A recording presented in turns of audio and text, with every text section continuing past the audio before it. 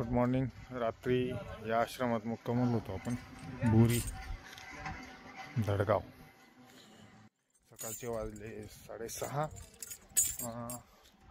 इथे ही शाळा आहे, जिल्हा परिषद शाळा बोरी. इथे मुक्काम होता. लवकर आल्यामुळे घरात जागा भेटली. काही बाहेर कोणाच्या पार्किंगमध्ये वाड्यात झोपले. अंडी एक नंबर आहे. नर्मदे यार, चला महाराज. किती वेळ.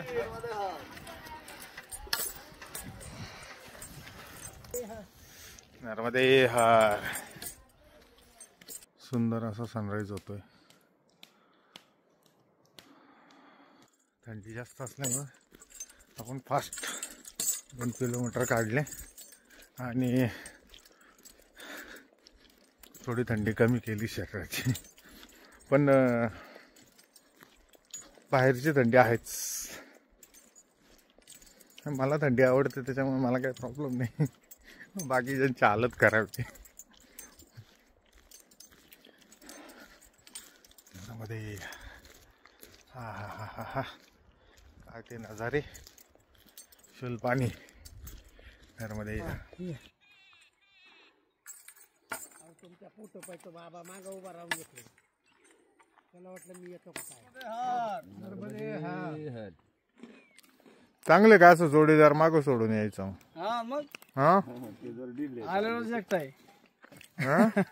आलेले एकटे, पण आता इथे एवढे जोडीदार धरून ठेवले ते बिचारे तुमच्या भरोशावर.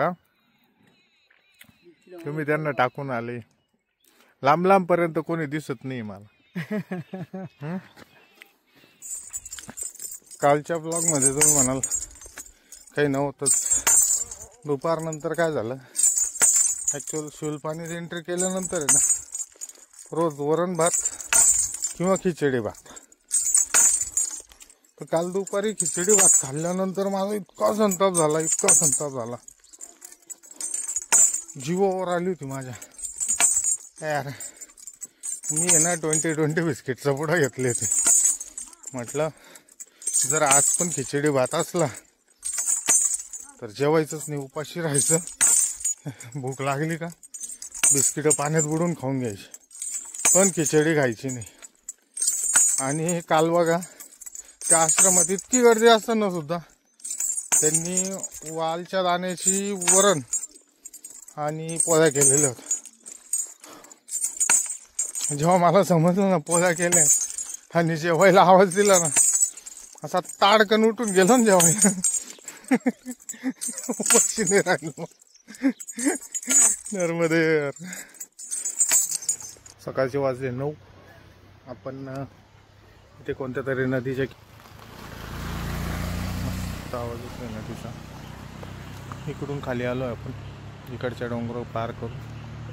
आता हे समोरचे पार करायचे.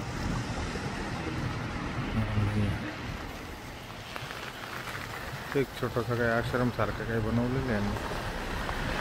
चहा पसंतीसाठी थांबवलं.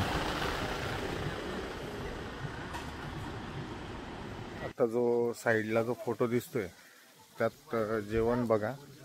आपले महाराष्ट्राचे संदीपजी महाराज अंधीकर युवा कीर्तनकार. मागच्या वर्षी परिक्रमा केली आणि त्यांचा काही 14 वर्षाचा उपवास आहे. तर त्यांना खूप त्रास झाला. म्हणजे गोळ आणि शेंगदाणे खाऊन त्यांना म्हणजे 5-6 दिवस इकडे काढावे लागले.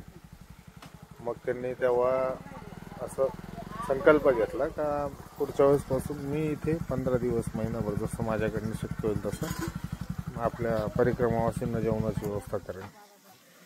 तर आत्ता त्यांनी इथे व्यवस्था केलेली होती. तुम्हाला सांगतो, मी डायबिटिक पेशंट आहे. मी 2-3 वेळा शिरा घ्या आणि 1 नंबर जेवण होतं. मजा आली. यायचं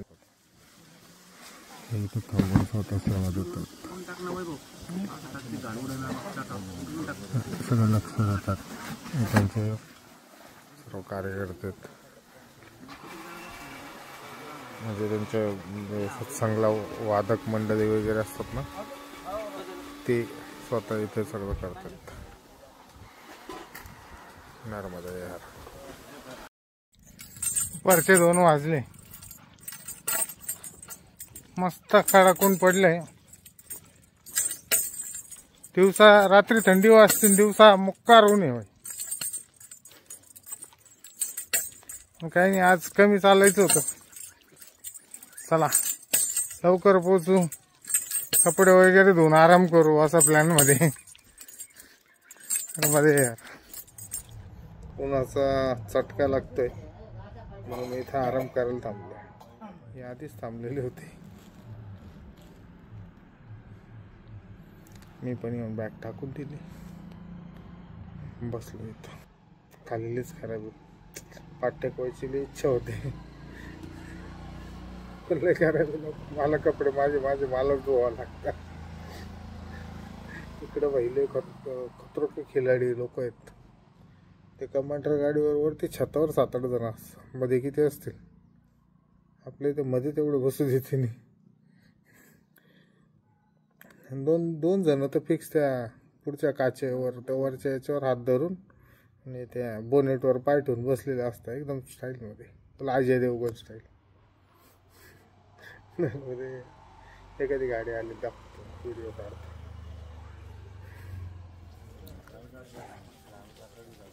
साडेतीन वाजले. आपण एका आश्रमात पोचलोय. मस्त. इथे हनुमान मंदिर आहे, इकडे नर्मदा मंदिर आहे. असा हा परिसर आहे आश्रमाचा. मस्त झाडांखाली. या आश्रमाचे काहीतरी मेहनत वाटतं.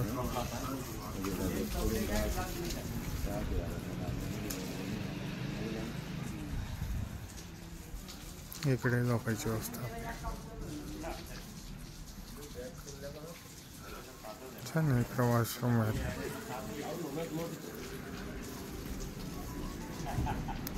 नर्मदा शंकर पावरा. कृष्ण हरे हरे, हरे राम राम राम हरे हरे, हरे कृष्ण कृष्ण कृष्ण हरे हरे, हरे राम राम राम हरे हरे, हरे कृष्ण कृष्ण कृष्ण हरे